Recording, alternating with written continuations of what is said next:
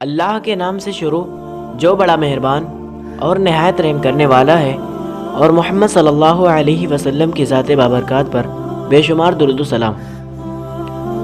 دوستو، قیامت کی چند نشانیاں جو احادیث مذکورہ میں بیان کی گئی ہیں ان میں سے کچھ ظاہر ہو چکی ہیں، اور جو باقی ہیں وہ بھی یقیناً ظاہر ہوگی۔ دجال کا فتنہ بہت سخت ہوگا۔ وہ خدائی کا دعویٰ کرے گا، جو اس پر ایمان لائے گا اسے اپنی جنت میں ڈالے گا، اور جو انکار کرے گا اسے دوزخ میں ڈالے گا۔ مردے جلائے گا، زمین سے سبزہ اگائے گا اور آسمان سے پانی برسائے گا۔ اسی قسم کے بہت سے معجزے دکھائے گا جو حقیقت میں سب جادو کے کرشمے ہوں گے۔ اس کی پیشانی پر کاف فا را لکھا ہوگا، یعنی کافر، جس کو ہر مسلمان پڑھے گا مگر کافر کو نظر نہ آئے گا۔ حضرت امام مہدی رضی اللہ تعالی عنہ کے ظاہر ہونے کا مختصر واقعہ یہ ہے کہ رمضان شریف کا مہینہ ہوگا، عبدال کعبہ کے طواف میں مصروف ہوں گے اور حضرت امام مہدی بھی وہاں ہوں گے۔ اولیاء کرام انہیں پہچانیں گے، ان سے بیعت کی درخواست کریں گے، وہ انکار فرمائیں گے تو غیب سے آواز آئے گی، ھذا خلیفۃ اللہ المہدی فاسمعوا لہ واطیعوا، یعنی یہ اللہ کا خلیفہ مہدی ہے، اس کی بات سنو اور اس کا حکم مانو۔ سب لوگ ان کے ہاتھ پر بیعت کریں گے، پھر وہاں سے سب کو اپنے ہمراہ لے کر آپ ملک شام چلے جائیں گے۔ حضرت عیسیٰ علیہ السلام جامع مسجد دمشق کے شرقی مینار پر آسمان سے اتریں گے۔ فجر کی نماز کا وقت ہوگا۔ حضرت امام مہدی رضی اللہ تعالیٰ عنہ وہاں موجود ہوں گے۔ حضرت عیسیٰ علیہ السلام انہیں امامت کا حکم دیں گے اور ان کے پیچھے نماز پڑھیں گے۔ اس وقت دجال لعین ملک شام میں ہوگا۔ حضرت عیسیٰ علیہ السلام کی سانس کی خوشبو سے پگھلنا شروع ہوگا اور بھاگے گا۔ آپ اس کا پیچھا کریں گے اور اس کی پیٹھ میں نیزہ مار کر جہنم میں پہنچا دیں گے۔ پھر بحکم الہی تمام مسلمانوں کو لے کر کوہ طور پر چلے جائیں گے۔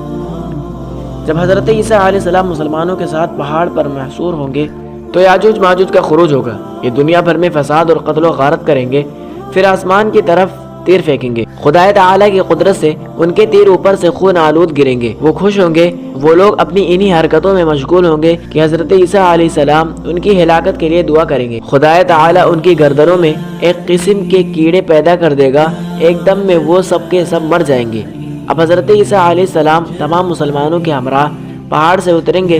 دنیا بھر میں اس وقت صرف ایک دین اسلام اور ایک مذہب اہل سنت و جماعت ہوگا۔ 40 برس تک آپ اقامت فرمائیں گے، نکاح کریں گے، اولاد ہوگی، اور بعد وفات سرکار دو عالم صلی اللہ تعالی علیہ وسلم کے روضہ انور میں دفن ہوں گے۔ دابۃ الارض ایک ایسا جانور ہے جس کے ہاتھ میں حضرت موسیٰ علیہ السلام کا عصا اور حضرت سلیمان علیہ السلام کی انگوٹھی ہوگی۔ عصا سے ہر مسلمان کی پیشانی پر ایک نورانی نشان لگائے گا، اور انگوٹھی سے ہر کافر کی پیشانی پر ایک سیاہ داغ لگائے گا جو کبھی نہ مٹے گا۔ جو کافر ہے ہرگز ایمان نہ لائے گا، اور جو مسلمان ہے زندگی بھر اپنے ایمان پر قائم رہے گا۔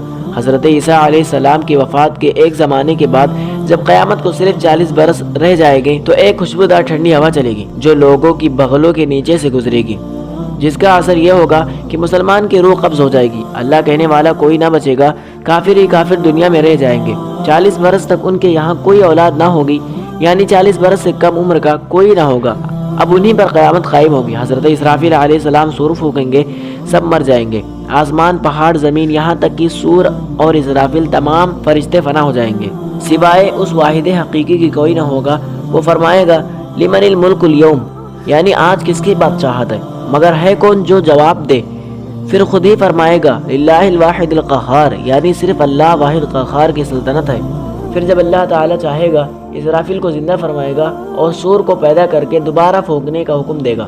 سور پھونکتے ہی تمام اولین و آخرین، ملائکہ اور انس و جن وغیرہ سب موجود ہو جائیں گے۔ سب سے پہلے حضور اقدس صلی اللہ تعالی علیہ وسلم قبر انور سے یوں باہر تشریف لائیں گے کہ ان کے داہنے دست مبارک میں حضرت صدیق اکبر کا ہاتھ ہوگا اور بائیں دست مبارک میں حضرت فاروق اعظم کا ہاتھ ہوگا۔ پھر مکہ معظمہ اور مدینہ طیبہ کے مقابر میں جتنے مسلمان دفن ہیں سب کو اپنے ہمراہ لے کر میدان حشر میں تشریف لے جائیں گے۔ اللہ تعالیٰ سے دعا ہے کہ قیامت سے پہلے نکلنے والے ان تمام فتنوں سے ہمیں بچائے اور ہمیں سیدھے راستے پر چلنے کی توفیق عطا فرمائے۔ ملتے ہیں اگلی ویڈیو میں، تب تک کے لیے السلام علیکم، اللہ حافظ۔